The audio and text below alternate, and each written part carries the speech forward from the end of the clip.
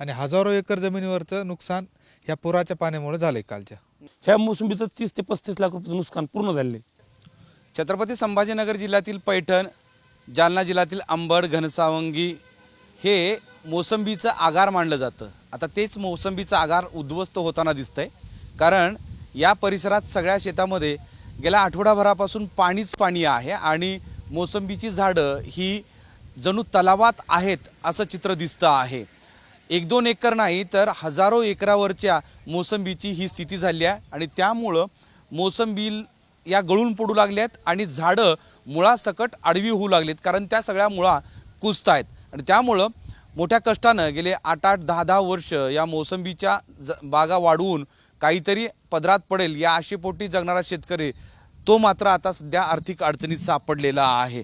हे बघा, ही सगळी मोसंबीची झाडं एक 8-10 वर्षाची झाडं असतील, फळं चांगली आलेली आहेत, फळातून आता बाजारात चांगली किंमत येईल असं वाटत होतं, पण आता ही पूर्ण गळून पडू लागलेत पाण्यामुळं। आणि या संदर्भात आपल्याबरोबर बोलण्यासाठी शेतकरी आहेत। ही मोसंबीची शेती किती वर्षापासूनची आहे आणि आत्ताची काय स्थिती आहे? ही मोसंबीची बगीचा 10 वर्षापूर्वीच आहे। 10 आणि सकाळी पाणी इथपर्यंत होतं। आता isakal.com आहे देशातील नंबर 1 ची मराठी न्यूज वेबसाईट। प्रत्येक अपडेटसाठी isakal.com ला नक्की भेट द्या। ह्या मोसंबीपर्यंत पाणी होतं इथपर्यंत, पूर्ण पाण्यात होती मोसंबी। ह्या मोसंबीचं पूर्ण नुकसान झालेलं आहे। हे फळं दिसते तुम्हाला, परवा या तुम्हाला एक फळ बी दिसणार नाही, पूर्ण खाली येणार, पूर्ण बुरशी लागली या फळाला, पूर्ण खाली येणार। ज्यावेळेस हे पुराचं पाणी याच्यावर येतं फळ, त्यावेळेस पूर्ण फळं खाली होऊन जाते। ह्या मोसंबीचं 30 ते 35 लाख रुपये नुकसान पूर्ण झाले, टोटल नुकसान झाले आहे फळाचं। किती दिवसापासून हे पाणी आहे? हे पाणी 2 दिवस झाले, काल आणि आज 2 दिवस इथं पाणी आणि आज ही मोसंबी पाण्यात आहे। आता कमी पाणी झालेलं आहे। या परिसरात अशी किती हेक्टर एकर मोसंबीच्या बागा आहेत ज्या अशाच पद्धतीनं पाण्यात आहेत? नाही, गोदावरीच्या पट्ट्यात अशा हजारो एकर बागा या काल जायकवाडीतून जो पाणी विसर्ग झाला त्या विसर्गात हजारो एकर मोसंबीच्या, डाळिंबाच्या, सीताफळाच्या बागा सुद्धा पाण्याखाली गेल्या। कारण पाणी ओसरल्यामुळे आपल्याला इथं येतं काही बागा अशा आहेत तिथं आपल्याला अजून जाताही येत नाही आणि हजारो एकर जमिनीवरचं नुकसान ह्या पुराच्या पाण्यामुळे झालंय कालच्या। आता ही लागली मोसंबी आहे ही तोडता येऊ शकते आणि ही काय नाही, ह्याला आता ही मोसंबी सर्व अशी सडून जाणार साहेब। आता ही पाण्यातली मोसंबी आहे, ही जवळपास सडली साहेब।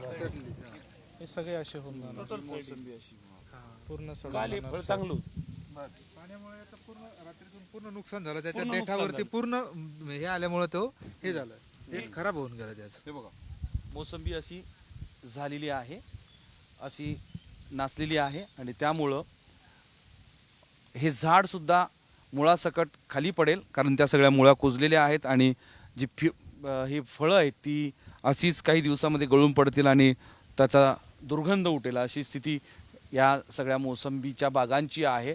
आणि त्यामुळं बागा वाचवायच्या, बागा दुष्काळात असेल, पाणी कमी असेल, त्यासाठी कुठून तरी पाणी आणायचं, त्याला मोठा खर्च करायचा आणि त्या टिकवायच्या, वाढवायच्या आणि त्यातून 4 पैसे मिळतील अशी आशा शेतकरी पाहतो।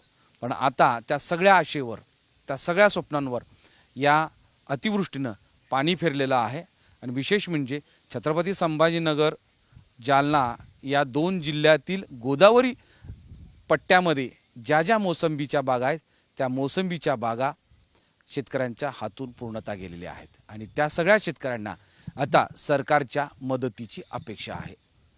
मोहम्मद इरफानचा माधव सावरगावे, साम टीव्ही, पैठण।